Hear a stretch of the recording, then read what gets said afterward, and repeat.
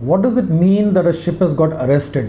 एक जहाज़ जब अरेस्ट होता है उसका मीनिंग ये है that the ship has broken the law of the land or law of the sea. या तो पोर्ट में कुछ गड़बड़ हो गई है या कोई इंसिडेंट हो गया है, कहीं पे ठोक दिया है, कुछ भी हो, किसी ना किसी की गलती थी, चाहे आपकी गलती थी या नहीं थी, दोनों शिप जो भी फॉल्ट पे हैं या वही वाला शिप जो फॉल्ट पे है will be arrested. Arrested means उसको वहाँ से जाने नहीं दिया जाएगा बिकॉज सारे ओनर्स फॉरेनर हैं, उसका क्रू कोई और है, उसका चार्टरर कोई और है, कार्गो किसी और कंट्री का है. तो जिस पोर्ट में भी इंसिडेंट हुआ है वो पोर्ट उस शिप को जाने नहीं देगा. वो कहता है कि यू आर अरेस्टेड.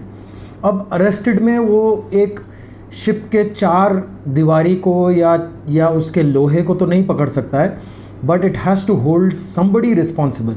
अब ओनर तो उस पोर्ट में नहीं है, उस कंट्री में भी नहीं है, इसीलिए शिप का crew specially the master is set to be the one that you arrest including any other officer.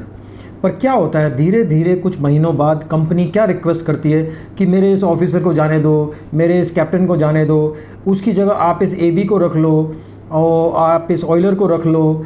तो एबी और ऑयलर से अननोइंगली ये सिग्नेचर लिया जाता है कि हाँ इसको जाने दो, मैं इस जहाज़ पे रहने को तैयार हूँ.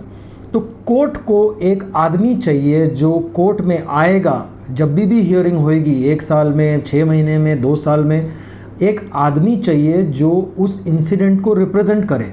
अब चाहे आपका उससे कुछ लेना देना नहीं है, पर आप उस शिप के क्रू थे और आपने अननोइंगली ये पेपर साइन किया है. So be very careful, do not sign anything. This is what it means that a ship is arrested. And जब तक ये केस सॉल्व नहीं होता आप उस केस के रिप्रेजेंटेटिव हो and you are suppose to be in the country and on the ship. Sad but true.